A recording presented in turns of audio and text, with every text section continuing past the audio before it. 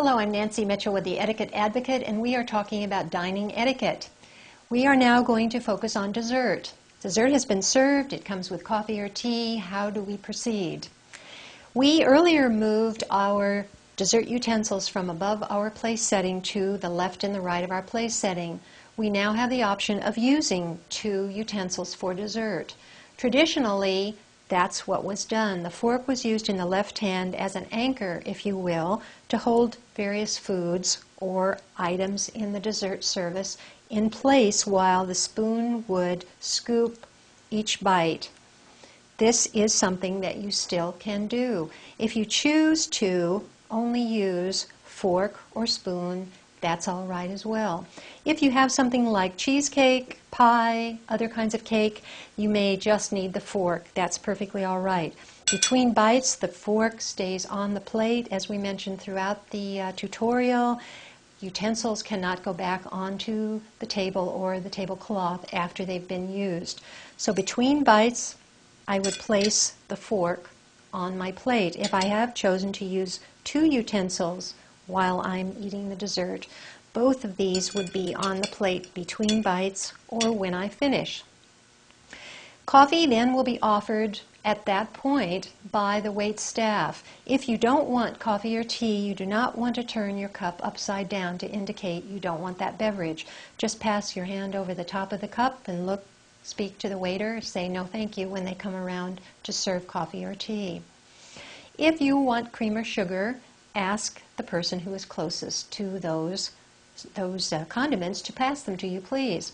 If they're near you, even if you're not using cream or sugar, you should start these around the table. Obviously, someone at your table is going to require cream or sugar. So you would start the sugar bowl in this fashion, passing to the right, and the cream in this fashion. Any condiment or serving piece that has a handle, the handle should be pointed toward the person who's receiving it as you pass it to them.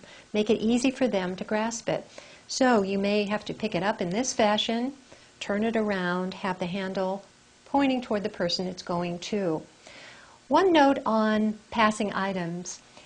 If someone to your right or left has asked that an item be passed, you should not use the item as it goes around you. It needs to go to the person who asked for it, and then it goes back to people who have been skipped in that whole process. It's called short-stopping the items if, while they're going around, you decide you're going to use them or take something from a bread basket or take something from a serving plate while it's on its way to the person who has asked for it. Don't do that. That's rude.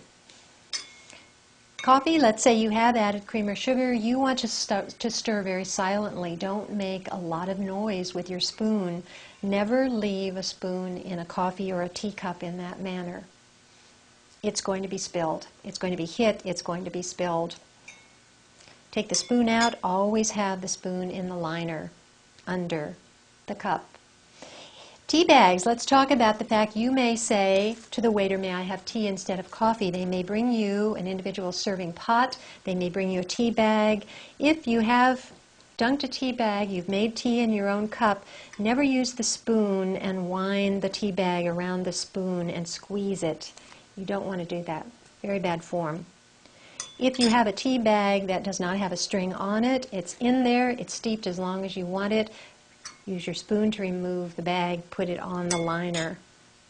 Remember, anything like tea bags, sugar packets, anything that is a separate piece of equipment or condiments or whatever, once you've used them, they always need to go on a saucer, on the rim of a plate, serving plate, bread plate, whatever. They don't go back on to the tablecloth. Next, we're going to talk about eating challenging foods, how to tackle difficult items. To watch the other segments in this video series or for how-to videos on almost any other topic, visit monkeyseed.com.